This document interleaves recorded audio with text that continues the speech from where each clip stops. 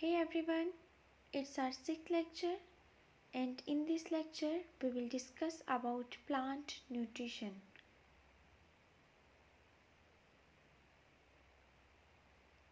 So in today's lecture we will discuss the following topics. We will talk about photosynthesis, leaf structure and mineral requirements of plants. So these are the objectives of today's lecture. What is nutrition? As we know that it's a process in which food is obtained, prepared, absorbed and converted into the body's substances for the purpose of growth and energy. So this process is known as nutrition. In plant nutrition, we will first discuss about photosynthesis.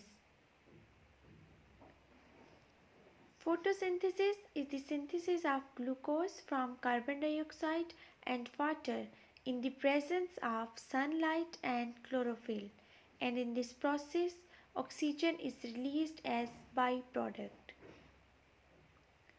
So photosynthesis is an anabolic process and it is an important component of bioenergetics in living systems. So, what is the word equation of photosynthesis? So, this equation is showing the process of photosynthesis in which carbon dioxide and water in the presence of light and chlorophyll converted into the glucose and oxygen. So, here it is a balanced chemical equation of photosynthesis. 6 carbon dioxide molecules and 6 water molecules in the presence of light and chlorophyll converted into the glucose and oxygen. So it is the formula of glucose C6H12 and O6, and in this process oxygen is released as byproduct.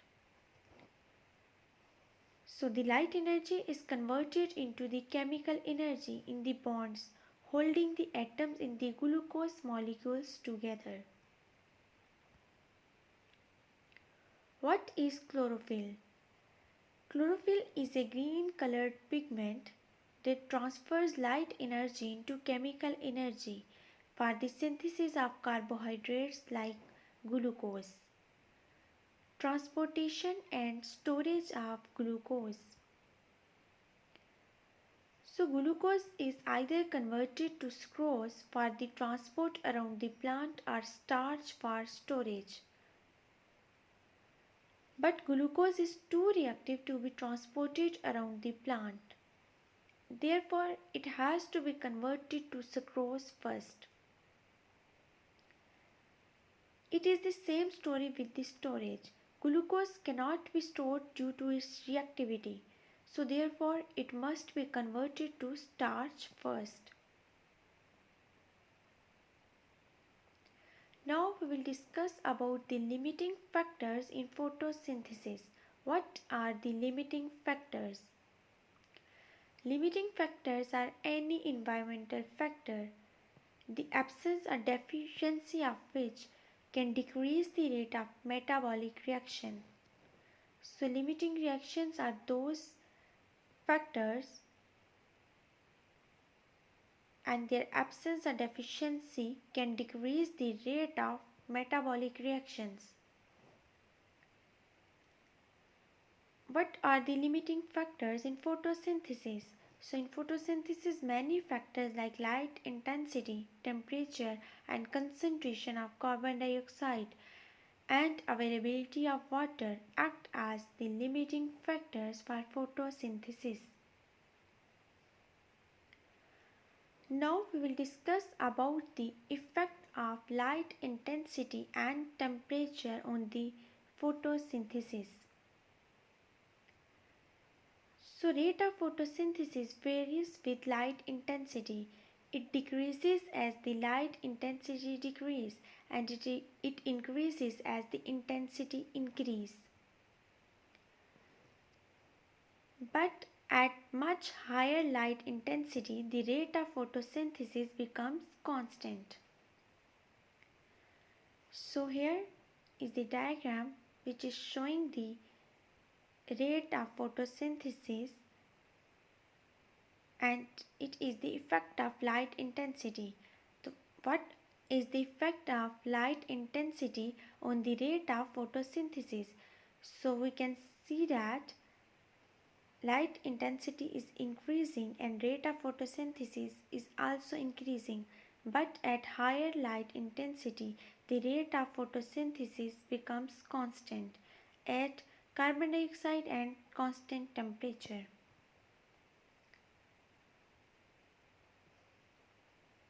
The rate of photosynthesis decreases with decrease in temperature, and it increases as the temperature increases, but over a limited range.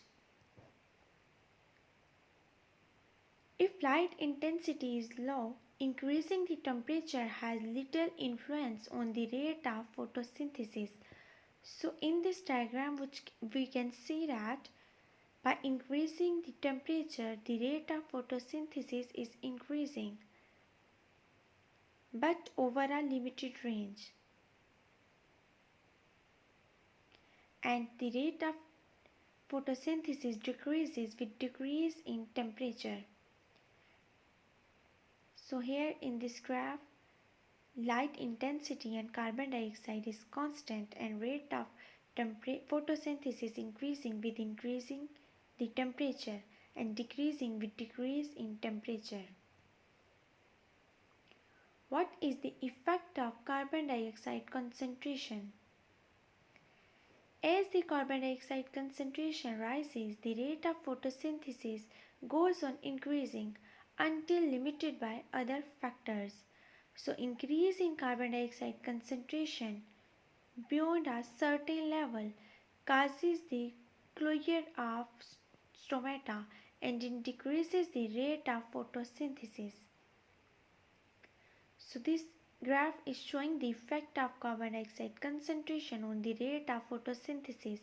So we can say that as the carbon dioxide concentration rises, the rate of photosynthesis increases, but at a certain limit. So if we continuously increase the carbon dioxide concentration beyond a certain level, then it causes in the closure of stomata and it will decrease the rate of photosynthesis. So here are some investigations to find out that chlorophyll is necessary for photosynthesis. As we know that chlorophyll is the green colored pigment which is present in the chloroplasts of mesophyll cells. So leaves which lose their chlorophyll due to some diseases or salt deficiency fails to perform photosynthesis and they eventually die. So the material required for this investigation include a variegated leaf, for example the leaf of geranium, a 500 ml beaker and a test tube, a forceps, dilute iodine solution, dropper, petri dish and ethanol. What is the procedure? So firstly, take a potted plant with variegated leaf, for example geranium. Put the potted plant in light for several days so that it carries out photosynthesis. Detach one of the variegated leaves and draw its upper surface on paper. The drawing should clearly distinguish the green and non-green areas. So the fourth step is perform starch test on whole leaf. What are the observations? We can see that green parts of the leaf will turn blue-black while the non-green parts will remain colorless. What are the results of this investigation?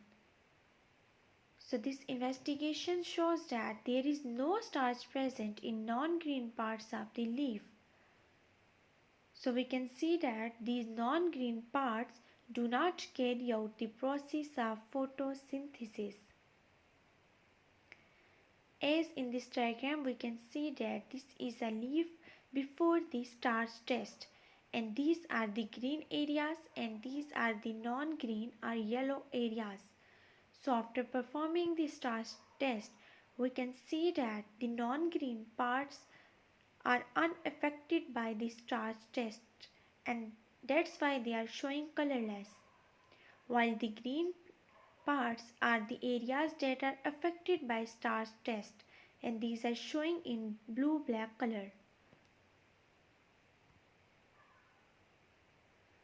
Now we will talk about the investigations to find out that light is necessary for photosynthesis. Light energy is used for exciting the electrons of chlorophyll, which in turn produce ATP and are also used for the reduction of carbon dioxide. What type of apparatus is required for this investigation? So we require a potted plant with healthy leaves, black paper, paper clips, 500 ml beaker and a forceps. We also require a test tube and ethanol, dilute iodine solution, dropper and petri dish. So this is the apparatus that is required for this investigation. Now we will talk about the procedure. Firstly, take a potted plant and keep it in darkness for at least 3 days so that its leaves are de-starched. Now attach a strip of black paper to both the upper and lower side of a leaf. Put the potted plant in a well-lit place for at least 5 hours. Now in the fourth step, remove the experimental leaf and perform the starch test to observe the presence or absence of starch. What are the observations? So the part of the leaf having black paper strip will remain colorless, while the other parts will turn into a blue-black color. What are the results of this investigation? So the results show that there is no starch present in the parts of the leaf which were covered by the black paper. So in other words, we can say that these parts do not carry out the process of photosynthesis. In this diagram, we can see that it is the leaf attached with the plant and it is a black paper which is held by using the clips. After performing the starch test, we can see that the area of the leaf which was covered with black paper remained unaffected with iodine, while the area which was uncovered was affected with iodine and is showing in a blue-black color. So this investigation proves that light is necessary for the process of photosynthesis. Third investigation is to find out that carbon dioxide is necessary for the process of photosynthesis. So plants get carbon dioxide from air which enters in their leaves through the stomata. What is the apparatus required?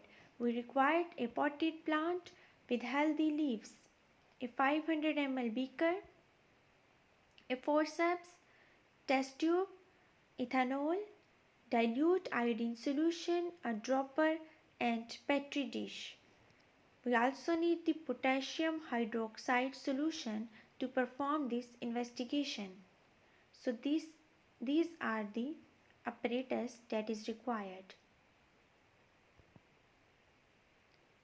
What is the procedure? So firstly, keep a potted plant in darkness for at least 3 days so that its leaves are de-starched. Take potassium hydroxide solution in a glass flask and fit a cork in the mouth of the flask. The cork should be cut longitudinally before fitting. Select a leaf of the de-starched plant but do not remove it from the plant. Pass half of the leaf from the cut off cork so that half portion of the leaf is inside flask and other half is outside. Put the potted plant in a well lit place for at least 5 hours. Remove the experimental leaf and perform starch test to observe the presence or absence of the starch. So we can observe that the portion of the leaf present inside the flask will remain colorless, while the other portion that remains in the fresh air will turn blue-black. What are the results? So carbon dioxide present in the air inside the flask was absorbed by potassium hydroxide, and so the portion of the leaf present here couldn't carry out the process of photosynthesis and not make starch. So in this, here it is a diagram which is showing that carbon dioxide is necessary for the process of photosynthesis. So we can see that the portion of the leaf present inside the flask will remain colorless, while the portion which was outside the flask will turn into a blue-black color, which is showing the presence of starch and performing the process of photosynthesis. Now we will talk about the structure of the leaf and its adaptations for the process of photosynthesis. A leaf looks thin, but it is made up of several layers of the cells. The leaf consists of a broad flat part which is known as lamina, and it is joined to the rest of the plant by leaf stalk or petiole. So this diagram is showing the structure of a leaf. This is the cuticle.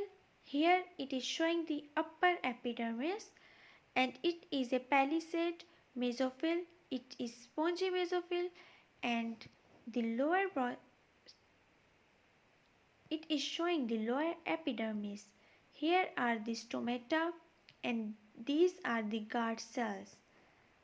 So here the red color is showing the xylem, and bluish purplish color is showing phloem. Now we will talk about the structures of the leaf and their description. Wax cuticle. It is the protective layer on the top of the leaf, and it prevents the water from evaporation. What is upper epidermis? It is a thin and transparent to allow the light to enter the palisade mesophyll layer underneath it. Palisade mesophyll. Column-shaped cell tightly packed with chloroplast to absorb more light, maximizing the process of photosynthesis. Spongy mesophyll contains internal air spaces that increases the surface area to volume ratio for the diffusion of gases, mainly carbon dioxide. Lower epidermis contains guard cells and stomata. Guard cells absorb and lose the water to open and close the stomata to allow the carbon dioxide to diffuse in and oxygen to diffuse out. Stomata, where the gas exchanges taken place, opens during the day and closes during the night. Vascular bundles contain xylem and phloem, transport substances to and from the leaf. Xylem transport the water into the leaf from mesophyll cells. Phloem transport the sucrose and amino acids around the plant. Now we will talk about the features which are adopted for the process of photosynthesis. So these include the large surface area, thin chlorophyll network of the veins, stomata, epidermis is thin and transparent, thin cuticle made of wax, palisade cell layer at the top of the leaf, spongy layer and vascular bundles. So these are the structures which was adopted for the process of photosynthesis. What are the mineral requirements of the plants? So two important mineral requirements include magnesium and nitrates. So magnesium functions as in the making of chlorophyll, and nitrates ions are a source of nitrogen needed to make amino acids to build the proteins. So if there is a deficiency of magnesium, it causes the yellowing between the veins of the leaves, which is known as chlorosis, meaning the deficiency of chlorophyll. So the deficiency of nitrate ions causes the stunted growth and yellowing of leaves. So here we can see that it is full nutrient and healthy growth of the plant. And if there is a magnesium ion deficiency, then yellowing between veins of the leaves, which is known as chlorosis. And it is showing the nitrate ion deficiency, due to which yellowing of the leaves occur and stunted growth of the plant occurs, because nitrate ions are needed to make amino acids, which are used to make the proteins which is necessary for the growth of the plant. So that was today's lecture. I hope you have understood the topic clearly. Thank you.